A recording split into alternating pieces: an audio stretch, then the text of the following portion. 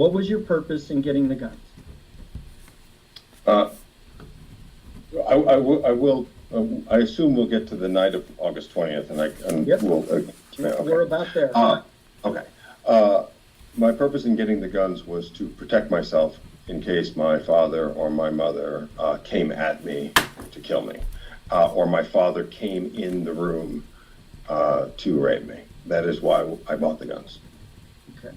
And how many guns were purchased? 2. Why was that? One for me and one for Lyle. So Lyle, you believe, was going to assist you or was going to help you in some way if you were attacked? Yes, but he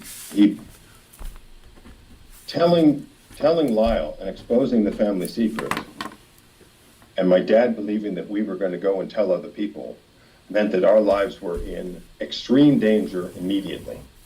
So Lyle did not feel comfortable. If I wasn't leaving, he wanted to have a gun. Okay, so why use fake ID to get those guns? That was the idea I had on me. I didn't have an ID, and 2, even if I had an ID, I wouldn't have used it. I wouldn't have used my own driver's license. Why? Because on Friday, we didn't have an intention to kill my parents.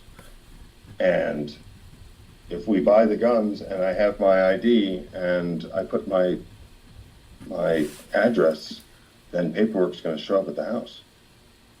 My parents are going to know I went and bought guns on Friday. We were trying to conceal that. Okay, had you bought guns before? No. How do you know paperwork would show up at the house? I'm just assuming that brochures, whatever, will show up at the house. Okay, so you go back home and you see the interaction between your parents and they go in the den. Was it your idea then? Or Lyle's? Who first acted in terms of the violence? Lyle came to the top of the stairs after my dad had ordered me to my room and said he was coming up, and said, "It's happening now." But my focus was, Dad's coming to my room. I can't let Dad come to my room. And Lyle said, "You understand, it's happening now." And I knew what that meant. And we were about to die now. And I told him, "My gun's in my room." And I ran to my room to get the gun. All I knew is that I got to get to that den. Fear was driving me to that den, and rage. The idea that Dad was going to come to my room, Dad was going to come to my room and rape me that night. That was going to happen, one way or another. If he was alive, or then that was going to happen. And so I went and I ran and I got the gun at my room and I went down to the car and I loaded it and I ran into that den before Lyle could, without a discussion, before Lyle. I didn't even wait for Lyle. I knew I had to get to that den. Okay, but again, from an outside objective, I get it, not thinking straight, you had the trauma, all of that, but you do see that there were other choices at that point.